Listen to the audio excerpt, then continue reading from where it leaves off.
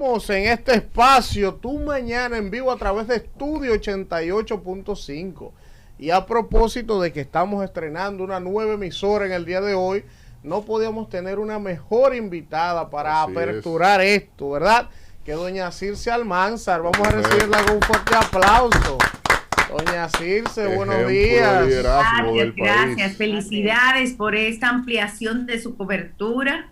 Les deseo muchos éxitos y que sigan teniendo muchos radio oyentes y televidentes también. Así es. Bueno, muchísimas gracias, doña Circe. Iniciar esta conversación, Circe, hay muchas cosas que hablar en el país.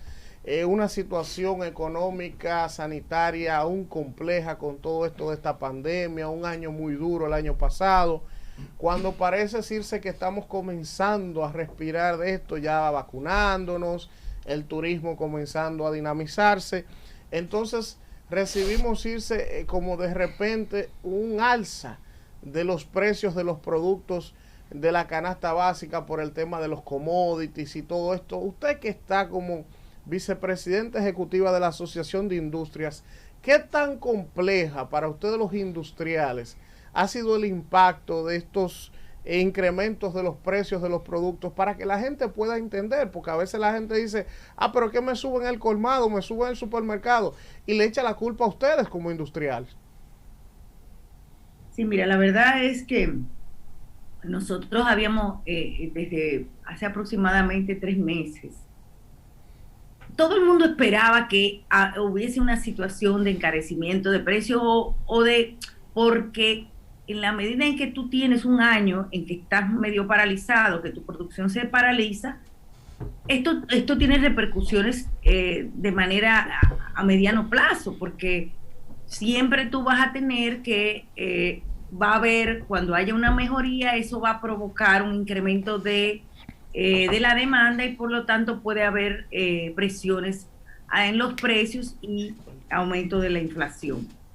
Sin embargo, todas las variables que han ocurrido este año son impresionantes. O sea, nosotros nos hemos quedado, y no es una situación dominicana, esto está afectando a todos los países del mundo. De hecho, hay países que le afecta más que a nosotros, porque depende también del tipo de productos que se consume en la población y también depende del producto que importa o como materia prima un país.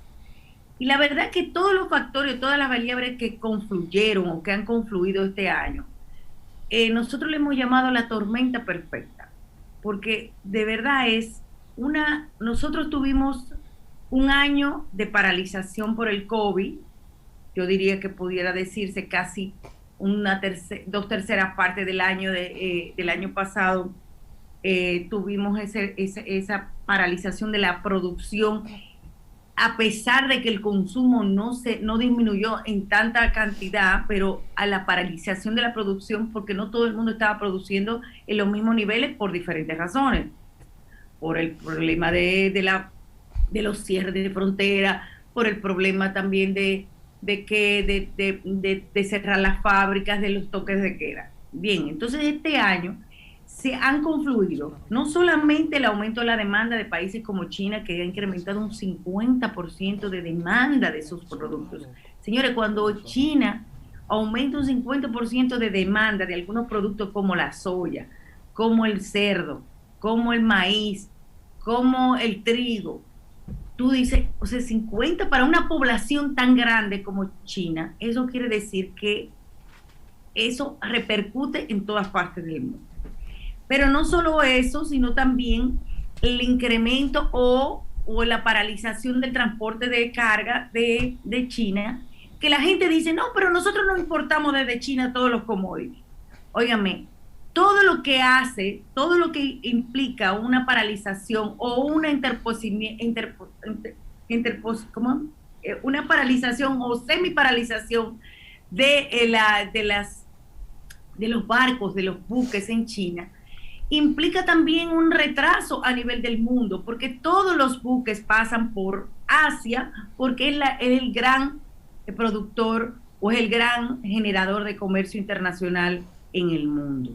Entonces eso tiene unas repercusiones, pero al mismo tiempo nosotros hemos tenido problemas en Sudamérica con reducciones de la producción de commodities como maíz, Soya. como sorgo, como soya. Todo eso, todas esas cosas afectan también los precios. Y también tenemos las tormentas que se han dado a nivel de Estados Unidos, con el caso de la tormenta en Texas, que la gente no se imaginó que iba a tener unas implicaciones tan grandes. Eso ha disparado, señores, los precios de la resina plástica hasta la semana pasada con respecto al año anterior en un 158%. Doña Circe. Y todo lo que se produce aquí, todo, señores, todo se empaca en plástico. Doña Pero Circe, al mismo tiempo todo eso pasa en el sorgo, en el maíz, 150% de incremento de esos commodities. Doña Circe, usted nos pinta un panorama que conocemos aquí perfectamente y que hemos visto cómo todo esto que usted nos dice, pues ha afectado el alza de algunos productos. Y en este momento, con todo ese panorama que usted expone aquí, se está hablando actualmente del tema de la reforma fiscal. Usted, como una representante importante de los empresarios industriales en el país, ¿cuál es su posición? ¿Qué piensa usted de que se esté debatiendo en este momento, que se esté contemplando hacer una reforma fiscal aquí en el país? Bueno, como he dicho en otras ocasiones, importante que no hablemos de reforma fiscal. Lo que manda a hacer la Ley de Estrategia Nacional de Desarrollo es la discusión de un pacto fiscal, no de una reforma fiscal. Y ustedes dirán, pero es lo mismo. En realidad siempre se persigue un aumento de impuestos, reforma tributaria, ¿verdad? No vamos a engañarnos. Pero la discusión de un pacto fiscal es más profunda y tiene que ser vista desde un punto de vista de sostenibilidad de nuestro país, de sostenibilidad de nuestra economía. Yo no creo o yo creo personalmente, les digo, inclusive de parte de nuestros industriales en nuestra asociación, que esto es un momento para hablar de incremento de nada, de que no tenga que ver con, ya porque, o sea, que tenga una imposición mayor a lo que estamos viviendo, porque nosotros estamos viviendo una situación de aumento, de incremento de precio, de incertidumbre todavía, que no se vislumbra cuándo va a terminar. Que esperamos que termine este año lo más pronto posible, pero que todavía tenemos unos niveles de incertidumbre muy, muy, muy, muy preocupantes. Mi querida Circe, Rafael Linares de este lado. Hola, ¿cómo estás? Bien, gracias a Dios. Mire. Ustedes tienen que cortarme porque es muy temprano en la mañana un lunes, o sea que tienen que... Está bien, está bien. Mire, bueno, nosotros tratamos de entenderla perfectamente sobre su posición como vicepresidenta de Economía de la Asociación de Industria, vicepresidenta ejecutiva. Ahora bien, ¿por qué ese grupo de empresarios no le ha propuesto al gobierno, por ejemplo, para contrarrestar esto? La siembra corta, nosotros somos un país rico en tierra. ¿Por qué no la siembra corta, el apoyo a nuestros agricultores para tratar a corto, mediano y largo plazo, contrarrestar la situación económica que tenemos a nivel del mundo? Entendemos perfectamente. Aquí hay dos elementos, dos tipos de carne, por ejemplo, que se come, que la gente consume, que son ensamblados, el pollo y el cerdo. No dependen del mercado nacional, sino del mercado internacional, porque son animales ensamblados, podría decir. Pero, ¿por qué los empresarios no le han propuesto al gobierno un plan de desarrollo agrícola a nivel nacional? Porque eso también movería la economía. Mira, es importante que la gente no se ha dado cuenta del impacto que tiene la globalización en el mundo. Sí. A veces lo ve como si fuera algo ajeno y realmente eso nos aborda a todos. Y la globalización ha hecho un cambio en la forma de producción de muchos países, sobre todo la forma de producir de los países más pequeños. La apertura del mercado ha hecho que cuando tú compitas con países muy grandes, Sí. Ya tú no tienes una barrera arancelaria. Por ejemplo, nosotros tenemos una barrera arancelaria mínima con Estados Unidos. Ya prácticamente el 100% de todos los productos que vienen de Estados Unidos, salvo el arroz o algunos productos, llegan exentos de aranceles, o sea, tú compites de tú a tú con ellos.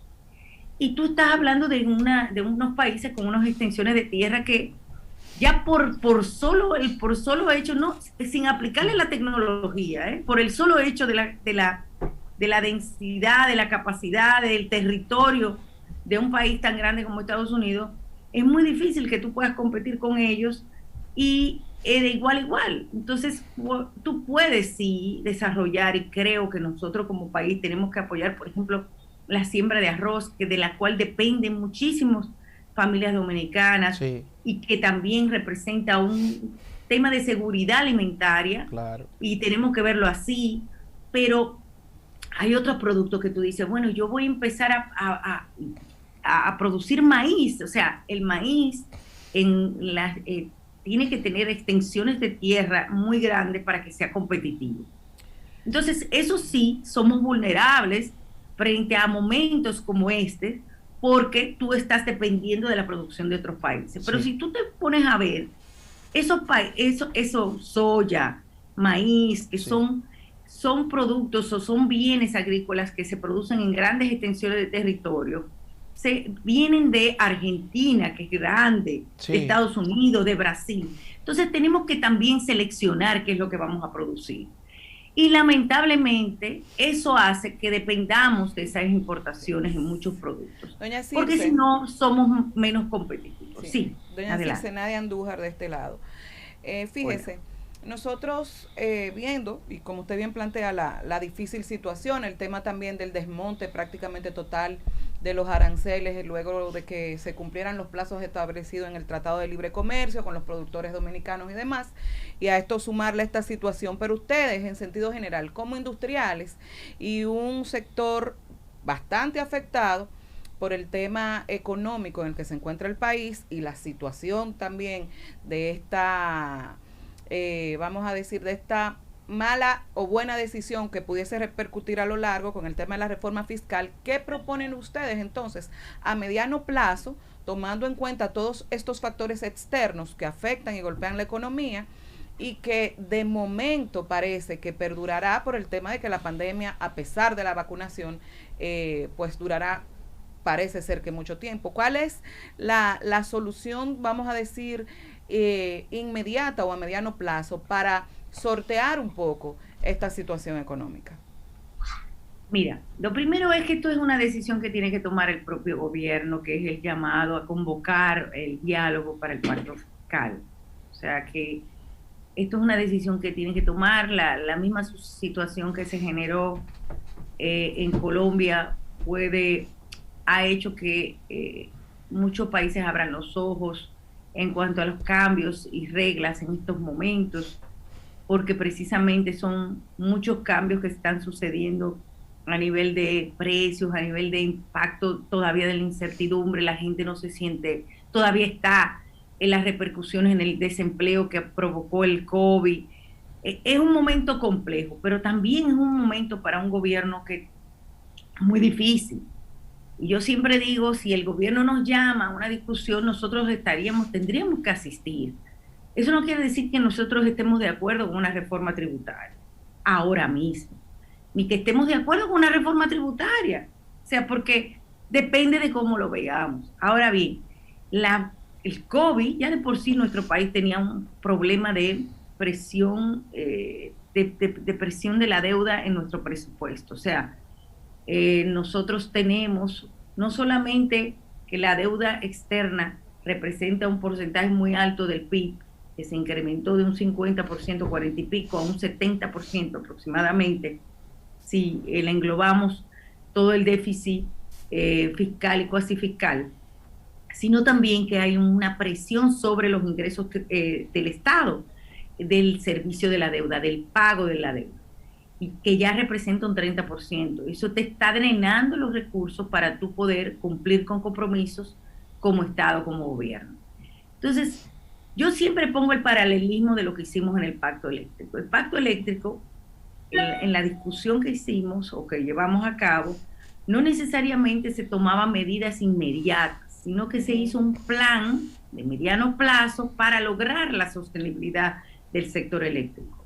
El sector eléctrico tiene un problema de 50 años, 50 años hace 20, o sea, ya de casi 60 años en nuestro país, de que inclusive se va poniendo peor la problemática. Pero tú no lo puedes solucionar en la problemática del sector eléctrico de un día para otro. Entonces, ¿qué se hizo? Se hizo un plan de sostenibilidad financiera, sostenibilidad económica del sector eléctrico a 6 años. Y ese plan se va llevando a cabo y en la medida en que tú cumples esas metas, entonces tú vas superando esas metas.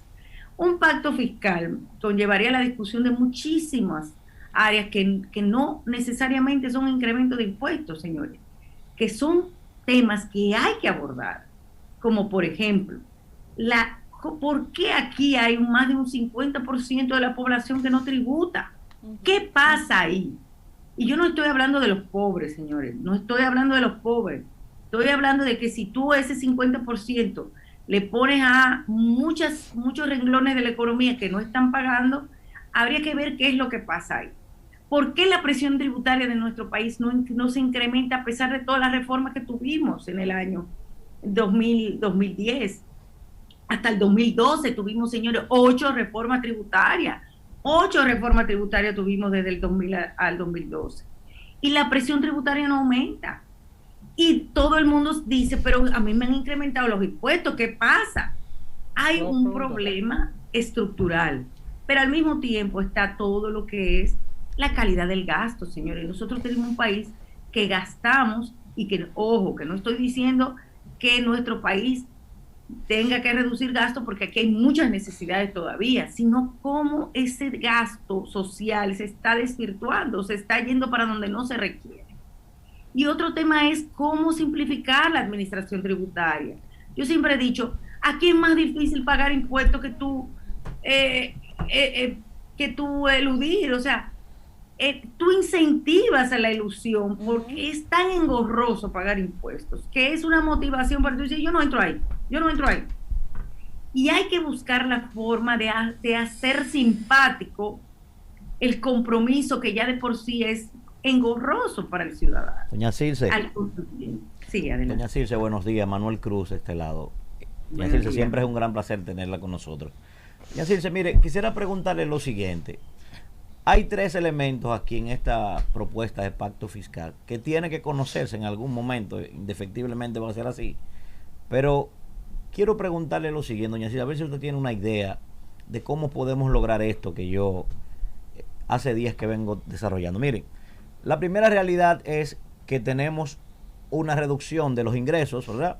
Se ha caído prácticamente la economía por esta situación de la pandemia, pero adicionar a eso, el gobierno también necesita recursos, ¿verdad? Hay que incrementar los impuestos para por lo menos hacer una compensación entre el gasto corriente y lo que recibimos. Eso tiene que pasar. Segundo, hay una realidad, aunque mucha gente regularmente, sobre todo los pobres, desprecian, ¿verdad?, la psicología de los empresarios porque entienden que tiene una psicología de ganancia, pero nosotros sin los empresarios no podemos vivir. Ellos son los que aportan al desarrollo del país. Esa es otra realidad y yo sé que ustedes, en la medida en que tienen mayores facilidades, es que pueden contribuir con la economía del país. Esa también es una realidad. Y hay otra, doña Circe, que a mí me preocupa mucho, y es el tema de la humanización del pacto fiscal. Entonces, usted ha visto lo que pasó en Colombia, lo que ha estado pasando en Chile, lo que ha estado pasando en otros países. Entonces, me gustaría escuchar de usted, doña Circe, cómo podemos hacer un eclecticismo con esas 3 realidades que yo le he descrito para tratar de humanizar este pacto, que la gente no sienta, el pobre sobre todo, que son ellos que lo están pagando. Primero, salarios de baja calidad. Segundo, la inflación hace tiempo que se comió esos salarios. Y tercero, tampoco hay posibilidad real de hablar de un pacto fiscal a ustedes y al mismo tiempo de incrementar salarios. Eso sería un absurdo decir esa cosa. Entonces, ¿cómo podemos hacer esto, doña Circe, para que todo el mundo esté conforme y sobre todo los pobres entiendan que no estamos maltratándolo a ellos? ¿Cómo hacer esto? Bueno, hay muchos mecanismos, últimamente se están encontrando y nuestro país es muy exitoso en eso, con el tema de las compensaciones que se hacen a los sectores o los segmentos más vulnerables de la población a través de lo que se llaman subsidios o compensaciones. La verdad es que hay que tomar en cuenta que hay que buscar el equilibrio entre el desarrollo productivo, desarrollo económico y las contribuciones que se dan. Yo entiendo que los mecanismos de incentivos fiscales llegan a un momento en que tienen que ir cambiando, tienen que irse adecuando a promociones de actividades, no de sectores solamente, sino, por ejemplo, si tú incrementas o si tú desarrollas productos innovadores o desarrollas un proceso innovador, promover esto a través de mecanismos de incentivos. También puedes generar a nivel de incremento de empleos, o sea, que esté también atado a un requisito de desempeño de números de empleos que tú vayas a ocupar. O sea, que hay que buscar formas para incentivar el desarrollo económico y de los sectores productivos, que sea de manera en que tú tengas un requisito de desempeño. Para la clase media, sin embargo, y para la clase que es a veces la más golpeada porque tiene que pagar impuestos, pero al mismo tiempo buscar cómo adquirir sus propios servicios que en otros países donde se pagan muchos impuestos, pues tú los tienes del Estado, y ahí es que está la dicotomía en nuestro país, que si tú pones muchos impuestos a la clase media que no recibe un servicio adecuado, tú básicamente lo que estás diciendo es, óyeme, págame para darle servicio a otro, no para darle servicio a mí. Y eso tiene que ir de la mano con un aumento de los servicios a la población, donde tú veas que la calidad del servicio incrementa, porque nuestra clase media no solamente tiene que pagar impuestos cuando consume, cuando paga por asalariados, sino también que tiene que cubrirse su seguridad ciudadana, que tiene que cubrirse su escuela, su educación, su salud, que tiene que pagar la seguridad social aparte. Todo ese tipo de cosas hay que verlas desde el punto de vista más amplio para no cargar. Eso fue lo que pasó en Doña Colombia. Circe. Colombia, la propuesta lo que implicaba era imponerle un impuesto a la clase media de un país como Suiza o como Europa, pero sin los servicios que dan Europa, ¿verdad? Sí. Eso es lo que pasó ahí. Doña Circe, la última ya. Sí, porque aquí le tenemos un paredón a doña Circe como si fuera un tribunal doctoral preguntándole. No, pero doña Circe, un placer. Víctor Villanueva. Mire, en la misma línea de mi compañero Manuel, hay un elemento que yo siempre destaco, y es el hecho de la redistribución de las riquezas que genera nuestro Producto Interno Bruto. Distintamente a la deficiencia que pueda tener el sistema impositivo, el sistema tributario de la República Dominicana, de alguna u otra manera eso genera un status quo en la generación de riquezas. Y esas riquezas se generan, y aún sea en indiferencias, aún sea en inequidad, se generan.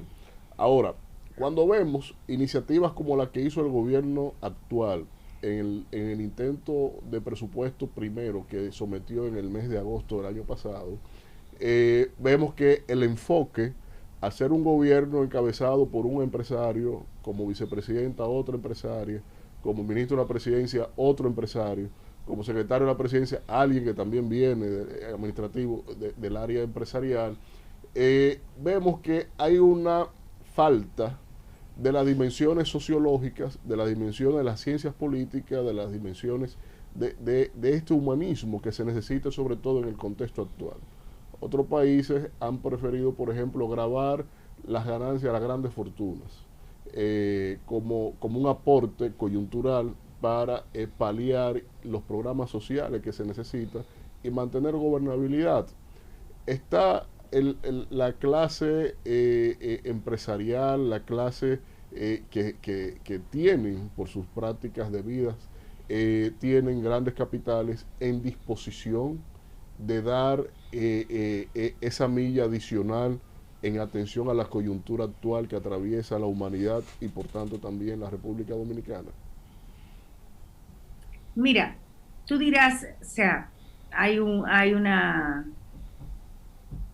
se supone que se grava más a los que pagan más, porque tú lo que tienes es un impuesto al valor a lo que es tu riqueza, y por lo tanto si tú tienes un 27% a las empresas, o que va de la mano de lo que te ingresa o de tu renta, pues entonces tú pagas más si recibes más. Claro está, hay renglones, hay rangos que tú puedes establecer los más altos para los que ganan cierto o más de ahí.